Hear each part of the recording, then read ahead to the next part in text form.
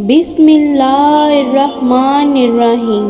अस्सलामुअलैकुम मोहतरम नाजरीन, हम अपनी आज की वीडियो में हज़रत बाबा फरीदुद्दीन गंज शकर रहमतुल्लाह अलैह की करामत पेश करेंगे कि आसमानी बिजली लोटे में कैसे कैद हो गई।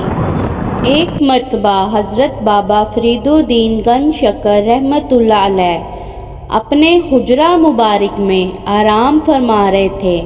नमाज का वक्त हुआ तो आप रहमतुल्लाह अलैह बाहर तशरीफ़ ले गए थे ताकि वज़ू फरमा कर नमाज अदा कर सकें। मौसम अबर आलूद था, करीब था कि बारिश होने लगे, हवाएं चलने लगी, बादल गरजने लगे, बिजली चमकने लगी। आहिस्ता आहिस्ता इसमें तेज़ी आ गई। आप रहमतुल्लाह अलैह वज़ू में मशगूल थे। बिजली लपक लपक के आती और आप रहमतुल्लाह अलैह की तवज्जो हटा देती।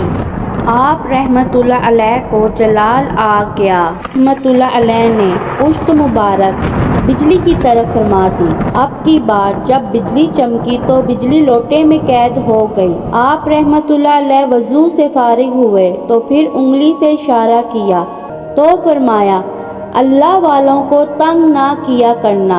ये कहकर बिजली को आज़ाद कर दिया। तब से कहा जाता है कि जब बिजली चमके अल्लाह से रहम मांगकर हज़रत बाबा फरीदुद्दीन गंज शकर रहमतुल्लाह अलैह का नाम ले लें तो बिजली वहाँ से आगे निकल जाती है।